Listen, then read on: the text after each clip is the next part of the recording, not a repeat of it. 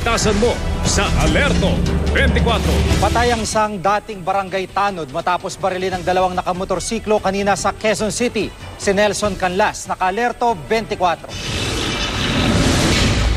Pasado 1:30 ng hapon, bumulagta ang 43 anyos na si Joel Luwalhati sa bahaging ito ng EDSA sa Veterans Village, Quezon City, matapos tambangan ng riding in tandem habang nag-aabang ng masasakyan pauwi ng Laguna.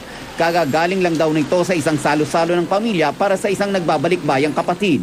Dinatnan na namin, wala na siya, halos buhay talaga siya at very fatal yung kanyang tama sa ulo. Actually, nakita na nga ng responding police yung mga slugs na ginamit sa pamamaril.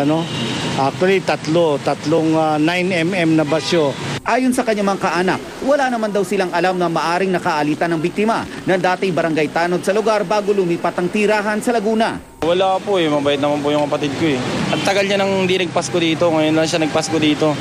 Tapos ganyan pa nga nangyari. Hindi namin alam kung pinatid na.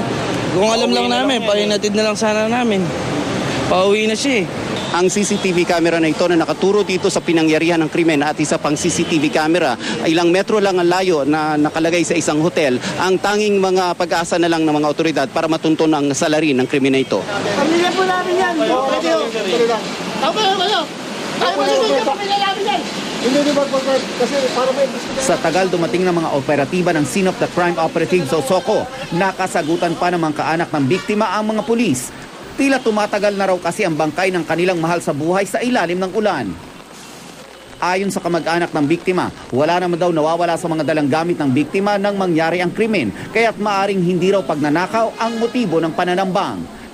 Nelson Canlas, naka-alerto 24.